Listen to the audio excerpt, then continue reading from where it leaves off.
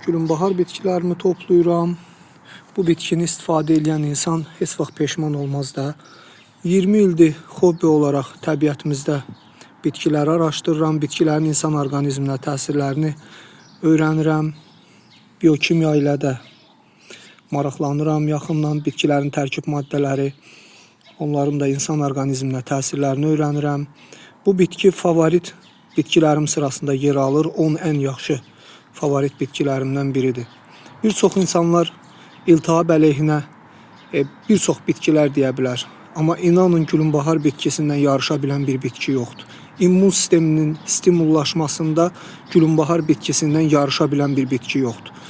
Çox bitkilər tanıyıram, çox bitkilərin adını deyə bilərəm. Qəndalaşdan tutmuş ekineziya qədər deyə bilərəm. Amma gülünbaharla yarışmaq mümkündür.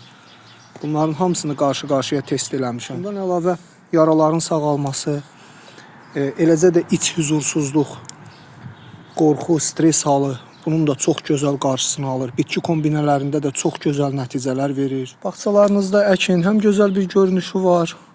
Bax, bol da toxumları var. Kim istəsə Gəncə şəhərində yaşayıram. Toxumlarından nə qədər istəyirsiniz verim əkin. Bir də bəzi insanlar var, tez-tez angin olur, boğazı gəlir.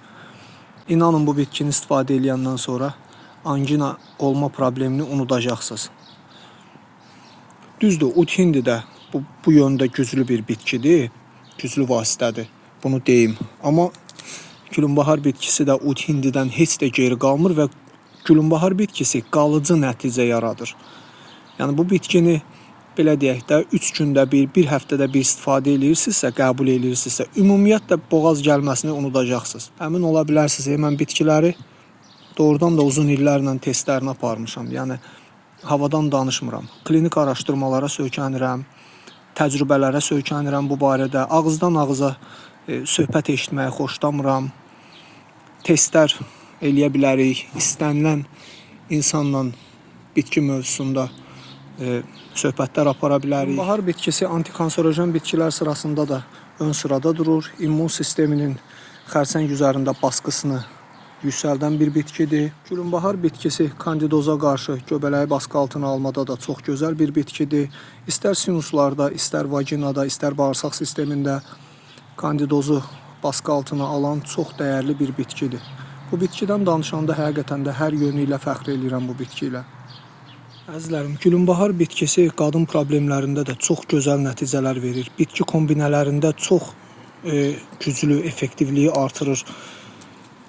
Aslan pəncəsi bitkisi, bundan sonra ballı baba bitkisi, gülünbahar bitkisi, bu 3 bitki bir-birinə qarışdıqda inanın həll eləyə bilməyəcəyi qadın problemi yoxdur.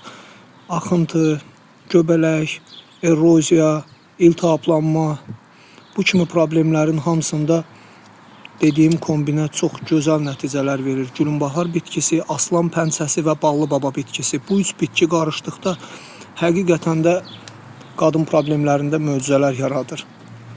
Sonda bir qeydi də nəzərinizə çatdırım ki, bitkimizin çiçəklərini topladıqca daha tez-tez çiçək verir. Yəni çox da toxum verməyə imkan verməyin. Belə deyək də, bitki toxumladıqca enerjisinin böyük bir hissəsini toxuma ötürür. Çiçəklənmə azalır, toxuma ötürür. Çiçəyi topladıqca çiçək daha da tez-tez açır. Yaxşı olar ki, çiçək depolayasınız da. İndi toxum neyinirsiniz? Çox sayda toxum əldə etməyi. Əzizlərim, sonda qeyd edeyim ki, bitkimizin beynəlxalq səviyyədə qorunan mərkəzi tibb kitabxanasında 900-ə yaxın klinik və laborator araşdırmaları qeydə alınmışdır.